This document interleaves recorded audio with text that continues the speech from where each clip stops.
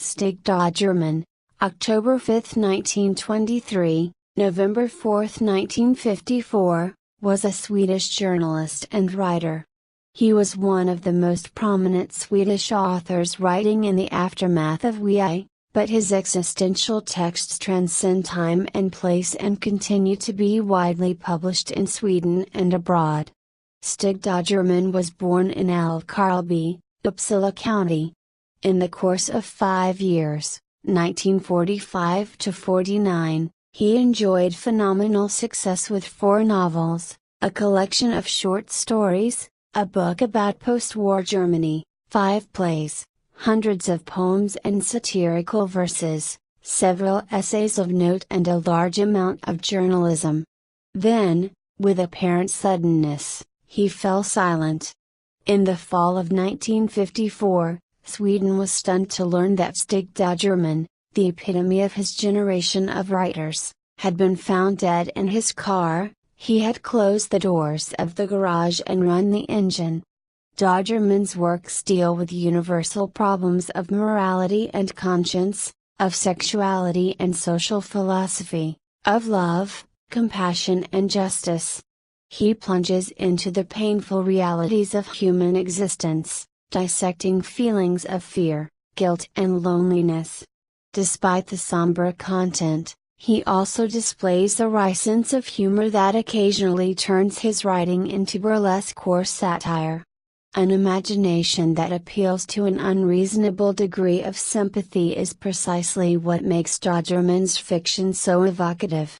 Evocative or not, as one might expect, of despair, or bleakness, or existential angst, but of compassion, fellow feeling, even love. Alice McDermott in her foreword to Sleet, Selected Stories, David Argodine, Publisher, 2013. The British writer Graham Greene said this about him: Dagerman wrote with beautiful objectivity. Instead of emotive phrases, he uses a choice of facts, like bricks, to construct an emotion. This style is exemplified in the following excerpt from the story, The Games of Night, where a young boy, Hakan, lies waiting for his drunken father to come home. At night, all waking thoughts revolve around one thing, one moment. And even Hakan's deepest sleep is much too fragile to block that thing out. True, he hasn't heard the car pull up out front. He hasn't heard the click of the light switch or the steps in the stairwell. But the key that slides into the keyhole also pokes a hole in Hakan's sleep. In an instant he's awake, stricken deep by a flash of delight tingling hot from his toes to his scalp. But the delight disappears nearly as fast as it comes, withdrawing into a cloud of uncertainties. Dagerman's work is translated into many languages, and his work continues to inspire readers, writers, musicians and filmmakers. His collected works are available in 11 volumes. Scholars have examined his writing from every possible angle: philosophical, political, psychological, journalistic, its relationship to the medium of film, and why French and Italian readers have found him particularly appealing. Artists continue to put music to his texts. Films have been made of his short stories, novels and famous essay. Our need for consolation is insatiable. The Stig Dagerman Society in Sweden annually awards the Stig Dagerman Prize to individuals who, like Dagerman, through their work promote empathy and understanding. In 2008, the SD Prize went to the French writer J. M. G. Leclézia, who later was awarded the Nobel Prize in Literature. Life and work: Stig Dagerman, born in 1923, spent his childhood on a small farm in Älvkarleby, where he lived with his paternal grandparents. His unwed mother gave birth on the farm but left shortly thereafter, never to return. He would see her again only when he was in his 20s. Dagerman's father, a traveling day laborer, eventually settled in Stockholm. His son joined him there at the age of 11. Through his father, Dagerman came into contact with anarchism and its ideological offspring, syndicalism, and joined the Syndicalist Youth Federation. At 19, he became the editor of Storm, the youth paper, and at 22 he was appointed the cultural editor of Arbitron, the Worker, then a daily newspaper of the syndicalist movement. In the intellectual atmosphere of the newspaper world, he met fellow writers and developed a taste for polemical writing. In addition to editorials and articles, Dagerman wrote more than 1,000 daily poems, many highly satirical, commenting on current events. He called Arbitron his spiritual birthplace. Dagerman's horizons were greatly expanded by his marriage in 1943 to Anne-Marie Gantz, an 18-year-old German refugee. Her parents, Ferdinand and Ellie, were prominent anarcho-syndicalists, and the family escaped Nazi Germany to be at the center of the movement in Barcelona. When Spanish fascists brutally crushed the anarcho-syndicalist social experiment there, the Gantzes fled through France and Norway, with Hitler's army at their heels, to a neutral Sweden. Dagerman and his young wife lived with his in-laws, and it was through this family, and the steady stream of refugees that passed through their home, that Dagerman felt he could sense the pulse of Europe. In 1945, Stig Dagerman at age 22 published his first novel Orman, the Snake. It was an anti-militaristic story with fear as its main theme, channeling the wartime zeitgeist. Positive reviews gave him a reputation as a brilliant young writer of great promise. He left Arbitron to write full-time. The following year, Dagerman published The Dame des Eaux, The Island of the Doomed, completed over a fortnight, during which, he says, it was as if he let God do the writing. Using nightmarish imagery, this was an allegory centered on 7 shipwrecked people, each doomed to die, each seeking a form of salvation. Critics have compared Dagerman's works to that of Franz Kafka, William Faulkner and Albert Camus.